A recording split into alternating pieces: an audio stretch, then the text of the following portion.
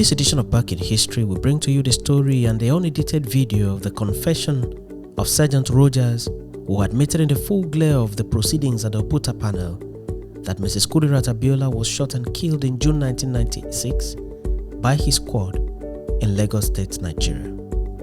Welcome to this edition of Back in History. Kudirat Abiola was the wife of Chief MKO Abiola, the acclaimed winner of the 1993 presidential election, which held across the Federation of Nigeria, but which was annulled by the military junta of General Ibrahim Badamasi Babangida. The immediate reaction to the annulment of the election at home and abroad appears to have been really hot on Babangida, for reason of which Babangida decided to, in his words, step aside and hand over the reins of power to Ernest Shenekon. Barely 84 days after the swearing in of Ernest Shenekon as interim president of Nigeria, General Sanni Abacha staged a coup and removed him from office. Nigeria then returned to full military rule with General Sanni Abacha as the military head of state. Few years after Abacha took over as military head of state, MKO Abiola returned from exile and declared himself as the president-elect of the Federal Republic of Nigeria. Abacha did not take this lightly and thus ordered for his immediate arrest on charges of treason. He was detained for many years under the watchful eyes of the military. During this period of his detention, Abiola's wife Kudirat spearheaded a local and international campaign with the help of NADECO and several others for the release of her husband from custody and for the actualization of his June 12 mandate. In the course of her advocacy, she was shot and killed on the street of Lagos State, Nigeria, by persons who were unknown at the time and who disappeared immediately after the murder. The assassins were never arrested throughout Abacha's tenure, despite the fact that General Abacha had promised to fish out the assassins and even promised a bounty of $45,000 for anyone who could provide information about the identity of the killers. Abacha died in office in 1998 in very mysterious circumstances, and his government ended without the killers of Kudirat being arrested. The case was almost forgotten until Olusegun Obasanjo came to power in 1999 as the civilian president of Nigeria. Obasanjo constituted a Truth and Reconciliation Commission, known as Oputa Panel, to revisit the many cases of human rights abuses in the country, including cases of assassinations and other cases that took place in Nigeria during the military era, as part of a healing process for the country. The panel went to work with Justice Chukwudifo Oputa as chairman and Reverend Father Matthew Hazan Kuka as secretary of the panel. It was at that panel that Sergeant Rogers, a soldier and member of the Special Strike Force of the then military junta, confessed to having participated in 3 assassination assignments, one of which was the assignment to assassinate Kudirat Abiola. In clearly unmistaken terms, he mentioned that Kudirat was killed by his squad. Here is the video of the testimony of Sergeant Rogers. How many operations, how many assassinations have you gone on? I have gone on 3. 3 assassinations? Yes, sir. On the orders of Mustafa? Yes, sir. Thank you very much. Beings were killed in those operations? No, only one. The one that I went to is only one person that was killed. That was killed? Yes, sir. That was the one in which you were involved? Yes. What about the other 2? The other 2, one is Alex Ibru, and the other one is Abraham Adesan. Thank you very much. So Mustafa would be lying if he said he never sent you on any assassination. Is that all right? You see, Mustafa is a human being. I met him at SIP. You see, I am not surprised that he refused to accept his responsibility, because what is there is it takes more than the spirit of a man for you to accept such a responsibility.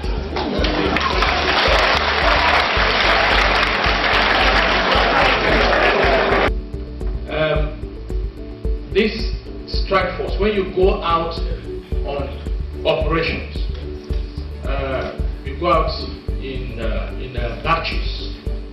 Yes. Like, what I mean is this: how many of you, for instance, I know it will depend on the nature of the operation. How many would be sent by Mustafa to go and kill Chief X, for instance? Okay, you see, what happened was, you see, the operations, they are state operation, and the security department comprises of different organizations, which include the armed forces, the police, and other related sister security agencies like the SSS and NIA, DIS, etc. So Major Mustafa, that is in charge, who is in charge of the security department, has the power to call on anybody from any subunit to assign him on any assignment based on need-to-know basis or any how he wants. He has the power to call on anybody. Yes, sir. To go and kill. Whatsoever. Yes. My Lord, that will be all for this witness. Thank you very much, sir. Thank you, sir. Mustafa had treated us to a lot of lies. Yes. Any cross-examination to really important? You stated a while ago that during your tenure, you still belong to the strike force. Yes. Yes, while you were actively involved in its activities. Yes, ma'am. You were involved in 3 assassinations. Yes.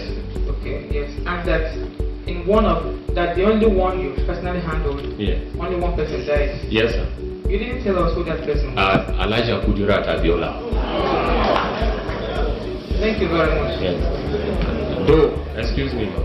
Though I was told not to say it here, but I don't think that's all right. I won't ask you any more questions. Thank you. So you are told not to talk about it. That's all right. We'll respect your wishes. No, I can talk about it if you want. That's all right. Yes.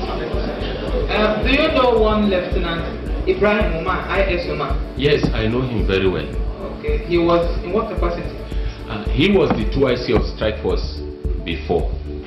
So second in command? Yes, second in command. But later on he had a problem during the 1997 coup, in which he was invited to the SIP. So at the SIP, he had a problem, they released him. So in the night, well, the story is, do you want me to tell you everything I know about him? Yes, please, go ahead. Thank you. Okay. IS Umar is our second in command in the strike force. So he has been a very good officer, but while we were on course, he had a problem. He could not make up the training very well. So the commandant, there was a fight even among the strike force while we were in training school here. SSS training school. We have been trained by the Israelis. They came from Israel and were trained here on special anti-terrorist course. So he could not make it very well. So then the commandant sent for Major Mustafa. He came. When he came, he settled the problem. Though he is supposed to be RTU'd, there were 2. The other one was sent to store. Then Umar was now managed with us. We were trained together as commanders. It was, there is no ranking system there. Though you will respect your senior, but you can be picked and be trained on different aspects of the course. So we were trained together as commanders with Major Mustafa, with IS Umar. And during the training, he couldn't make up very well. But Major Mustafa, from what I heard, he did not tell me, oh, he said they should manage him. So he was managed. Manage him? No, he was managed during the course to pass out. So let's let my people go. Yes, because to become an officer is an opportunity, because anybody can be in that and you will perform very well. So what I'm trying to tell you is that he was managed truly. Then when we were posted to Abuja, in Abuja, he's always going alone. He does not want to mix up with people, and at times he does not want to take instruction from our Oga Ikilama. Ikilama is the OC Strike Force, so he's always like that. So alone, he's always moving alone, he's always trying to bring sentiments into the strike force, which is not so. So Ikilama now, if Ikilama gives him assignment. Sorry, Sergeant Traders. Yes. What sort of sentiments was he bringing? The sentiment is, you see, the strike force comprises of Hausa, Yoruba, Igbo, Efik, different tribes. It is lie. People have been saying that it is only the northerners. It is lie. So when he was in the strike force, he tried to bring segregation between the men. So with all this small attitude around, he was being sidelined. That is the truth. They don't give him responsibilities. We are being called upon as junior rank and file. The senior NCOs, two of us, three, myself, Usman Bawa, and Nasiru Arbo. We were given responsibilities in which Mustafa is here, he's alive. There are some boys that are drunkards and so on. He gave us responsibility to take care of them. If they give them their RTA, this ration allowance or danger, we will collect it. Give them 1/3 of it, keep it. Keep the remaining one. That is how some of them we will buy house for them. Some will give them to buy car. Some they will buy grinding machine. So we will also be reporting back to Major Mustafa, because we know him. If you do not do the right thing, he will deal with you. So thank you very much, Sergeant. Thank you. Yes. Now, Sergeant. Ma'am. Can you hear me? Yes, ma'am. Lieutenant Umar stated before this honorable commission that on a certain occasion you came to him to sign for a silencer. Is that correct? Did you ever ask for a silencer? Okay. By the way, you see, I am in charge of logistics in the strike force. All the logistics in the strike force is my duty. To provide food, to provide a radio set. If there is problem to repair, I do it. Ammunition, silencer, weapon, even Ikilama cannot issue it without the approval of Major Mustafa. So for him to say, I come to ask of silencer from him, I don't think he's telling the truth, because I am in charge of the logistics, and anything that is going out, if it is ammunition or silencer, that is going to go out of that place, anybody, he has to contact me first, then I will tell Ikilama. You understand? And the weapon I use, they are fitted with factory fitted silencer. I don't need silencer from him. You understand? Yes. So I don't need silencer from him. All whatsoever I want, I know how to get it. And I don't think there's any problem with me and him on those. No. Thank you very much. Yes. Was he also aware of these assassinations? Yes. Okay. When we come back from Kudirat's assignment, he now called me. He said he was a bit disgruntled. I don't know the problem between him and Major Mustafa. He now told me that I don't have skeleton in my cupboard. I said, what do you mean, sir? He said, I think you people, your Oga, will send you people and you will not like to tell me. You thought I don't know. I know I'm close to Major Mustafa, but not so close. Nobody will say he's very close to Major Mustafa in the security department. No. I am telling you, because I know who he is. He gives instruction as on need to know, and maybe the closest person can be his orderly or anybody. So he was trying to say, I am very close to Mustafa, this and that, trying to bring sentiment or say something that is not right. I tell him, no, that is not the case. But I did not disclose it to him. But I know he knows, because it is not only one person that goes for such assignment. It is not only 2 people that go for such assignment. We are many, and they say 3 is a crowd. And up to 4 people go for such assignment. If I can keep quiet, Mr. B cannot keep quiet. If I can keep it to myself, Mr. B will have a confidence. That confidence too will have another confidence to disclose it. That is how it used to spread. So I am not surprised. Okay, thank you very much, Sergeant. You've been most helpful. Yes. Now, I suppose I'll be right to say that there were many subunits in the strike force. Yes, you. Oh. In the security department. Yes. Apart from the assassination squad to which you belong, were there others? Oh, what?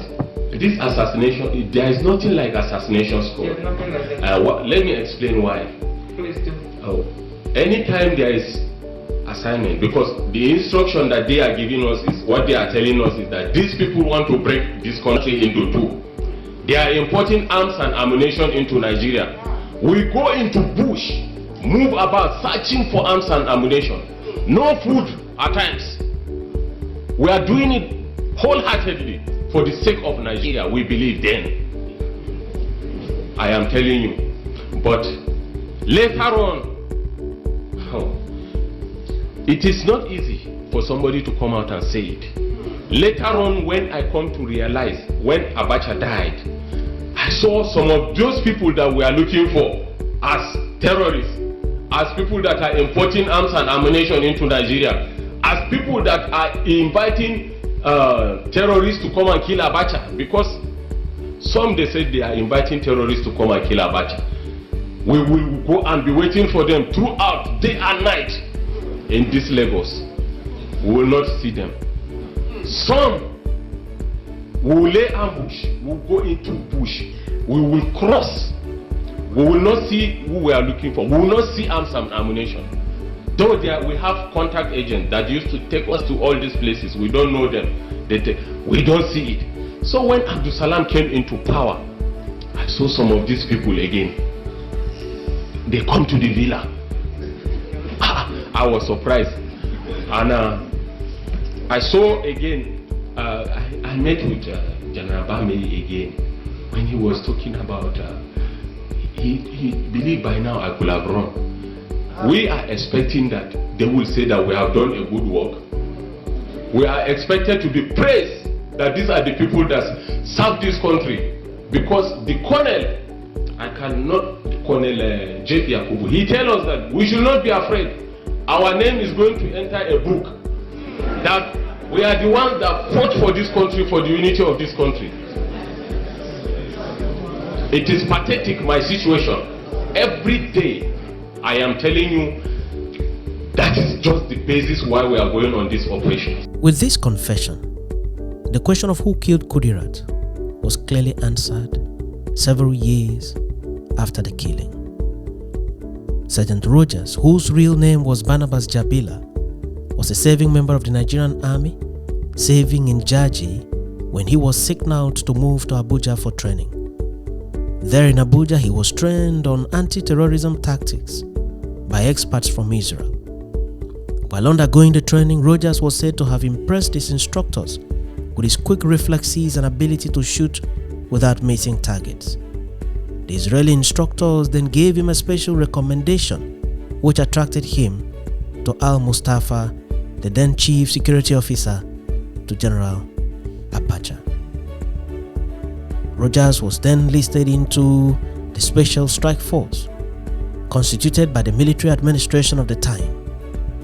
Rogers is now said to be a born-again Christian and is said to have sincerely regretted his actions, though he he has repeatedly maintained that he was obeying superior orders.